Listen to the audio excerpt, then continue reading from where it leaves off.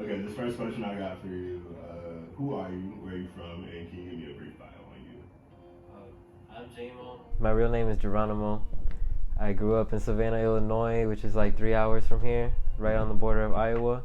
I moved here when I was 19. I'm 22 right now. I grew up in a small town. I always wanted to make music.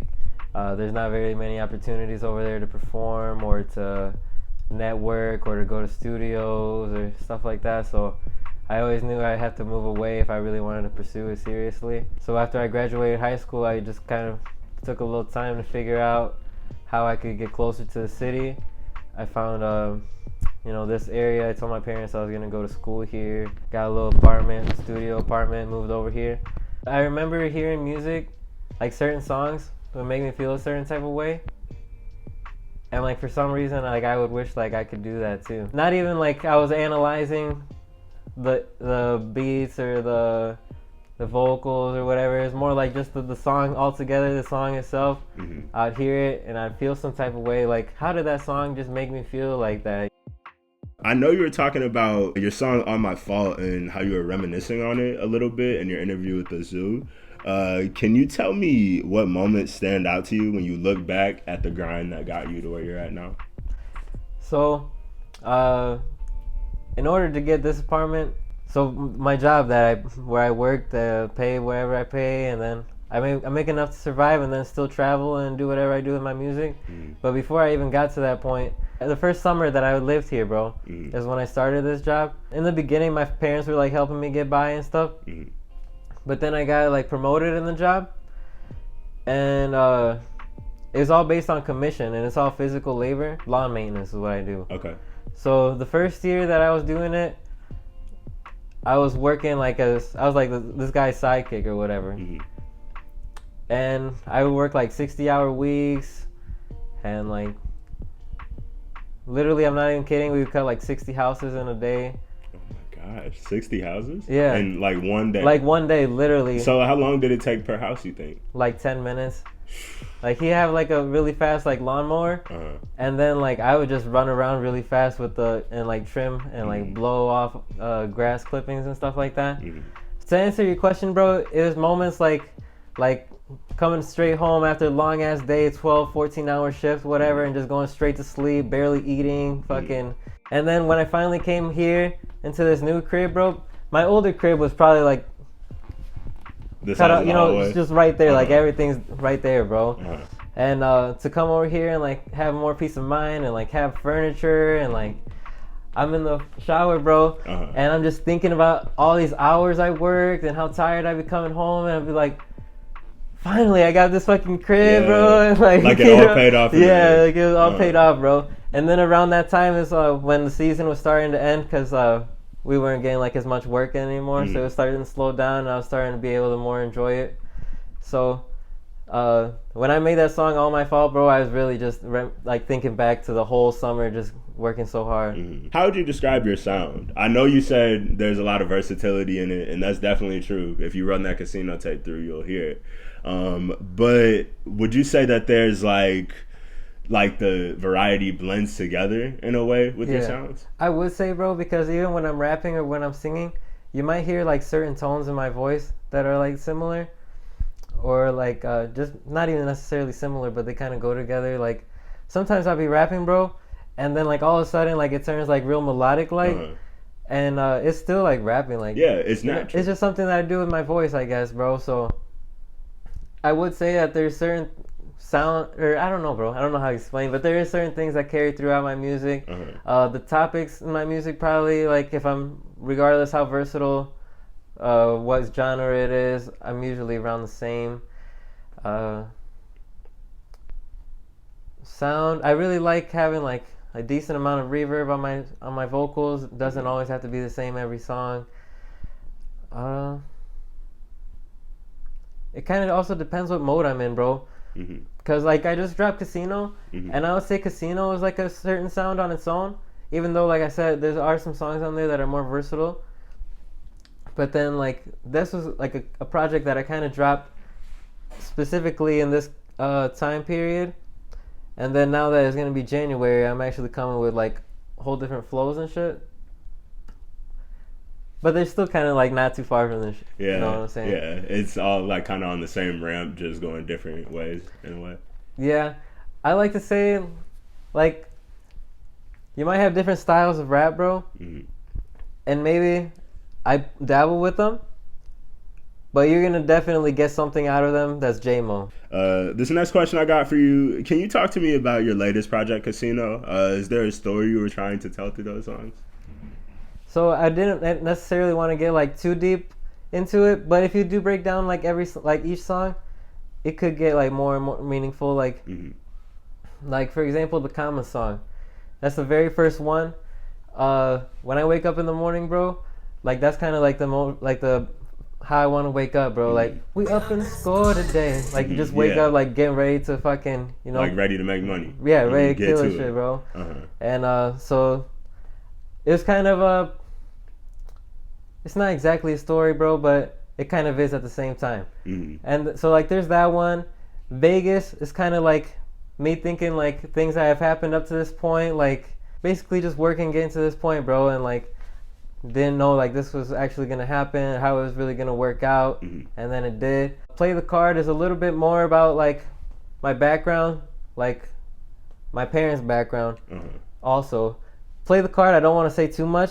I kind of leave that song specifically for the real listeners to like try to actually figure out what am I trying to say. Yeah, like you leave it for interpretation. Yeah, bro. Yeah. This next question I got for you: what are some lessons you learned as a musician this past year? I feel like we criticize ourselves a lot, but we also have to. Well, there's a couple things. We criticize ourselves a lot, bro, but we have to be able to experience what is called like bad writing. Yeah. Like sometimes you be so in your head about like how to even start something. You really just have to start writing something. Just get something on the paper. Even if it's not good, it doesn't have to stay. Yeah. You know, it's just to get the ideas flowing. Another thing is there was like this project that I put out with Lando. I don't know if you know him, Lando Outlandish. Can you tell the people who Lando is? Lando Outlandish, he's like one of my close homies. He's a producer. He also raps. So we did a project earlier this year, and it's like a little sound that we kind of created with our homie Nathaniel, and it's really unique to us, and it's not like something that I would have done before. And I actually got like really good feedback from the people that support us. So that's like another thing. Just put out. If it sounds good to your ear, bro, just put it out because you never know who's gonna like it. Exactly. Yeah, that's definitely a real lesson. You touched on a lot of things that I've heard a lot of people I've interviewed in the past say as well. Especially the even if you think it's bad, you just start writing because no matter how it is, like that gets a start, that gets the creative juices flowing, and even if it's a rough start, you get something there, and then you can go back and reread it and rework it. Go back again and rework it again until it's as fine as you want it to be. So I definitely relate to that as well, and I like that that's a lesson that you learned this year. I feel like that's a really valuable lesson for a lot of people, especially in the music tip. So this next question I got for you, we're moving on to the future side of things. As a creative, what impact do you hope to have on the world with your work? I really want to inspire other people that are creative themselves, but maybe are like scared to pursue it or scared to show it. I really want people to question why they do what they do and make sure it's because they want to do. Because like growing up, I was told you're supposed to do this. You go to school, you get a good job, you present yourself a certain way. Like when I told my mom that I was making music, like she fucking like it was crazy, bro. It blew her mind. She didn't want me to have anything to do with it. But bro, that was like true to me and my nature, bro. Like passion. I'm creative. Like I was afraid to show that I was creative, and I feel like there's a lot of people out there that are talented and have like a lot to offer, bro. But maybe they're just like doubting themselves, or they just can't see it because of what other people might think, or I don't know, bro. I really just want to show people where I came from, and like you can do this too, and like do what you really want to do. Like you talked about kind of being scared of being a creative earlier, and you have definitely overcome that since then, just as seen with your music and everything else. What are some ways that you would suggest to others to get out of that fear of being a creative? Because I've been there too, where it's like you're afraid to show your stuff to the world just because you feel like you're going to get negative feedback or for whatever reason. And I'm sure there's a lot of people who are there right now. So what would you say to people who are trying to get out of that little fearful rut? I kind of feel like it's almost like ripping off a Band-Aid. Mm-hmm. Like, I remember this one show that I did earlier this year. I was in charge of it, bro. It was a Road to Casino promo tour, and the very last show was my album release party. And there was low-key a whole bunch of things going wrong in the background, bro. Uh-huh. And so leading up to the point, bro, I was like so like, it was just taking my energy, bro. Mm-hmm. And like I was like nervous and like I was like anxious, bro, and like I didn't know what was gonna happen, if I was gonna get in trouble with the venue or what, bro. Get in trouble with the venue. What scale of gone wrong are we talking about here? Like motherfuckers were drunk and like somebody was in there with a gun and shit, and like, so like this shit's going on, and I'm like, fuck, this is like such a bad representation of me, like. Like I'm trying to like leave a good impression with the guy that I'm working with, you know, it's good business. Because you don't want to burn the business. I burn the bridge, right? And everybody's all of a sudden so hyped because of the sets that went right before mine. Mm-hmm.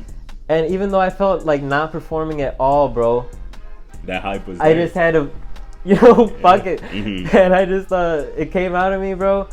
I guess, and also, bro, it was like the most lit performance I had done. Uh-huh. And I think it's really just like ripping off the bandage, bro. If you have a product, if you whatever creative, bro, you drew something, you wrote something, you sang something, and you really liked it yourself, bro, why are you so scared to show it to other people? That's you. Mm-hmm. I like that. That's like a piece of advice that really touches me, because I've been in those moments where it's like dang, like what if I put this out and people aren't gonna fuck with it, even though it's true to me. You really do have to tell yourself, it's true to you, so fuck it. Yeah, so, that's exactly right. I definitely dig that. This next question I got for you: are you working on any music? And if so, would you say that, or how would you say it compares to your past work? So I am always working on new music. Casino, like I said, has its own little sound, and I'm kind of taking that sound and I want to like do something similar, but like different. But like expand on it. Yeah, expand on it, exactly. I'm trying to maybe create like a similar sound that whoever likes Casino will also like that one, but it's just advanced, Can you tell me where to find your music, your website, your social medias, and everything else? So you can find me 28 JMO. All platforms, Apple Music, Spotify, whatever. On Instagram, 28JMOENT. I'm on YouTube. My page is Cloud28. On my channel, I got like vlogs. You can see most of the performances from this year. You can also see like a podcast that I did with Lando Outlandish. We did it at the beginning of the year, kind of predicting like how this year was gonna go. And that's all I'm on. I don't have my own website yet. So check me out on there. All right, perfect. Real quick, one piece of advice you would give to anybody doing music? Just don't give up.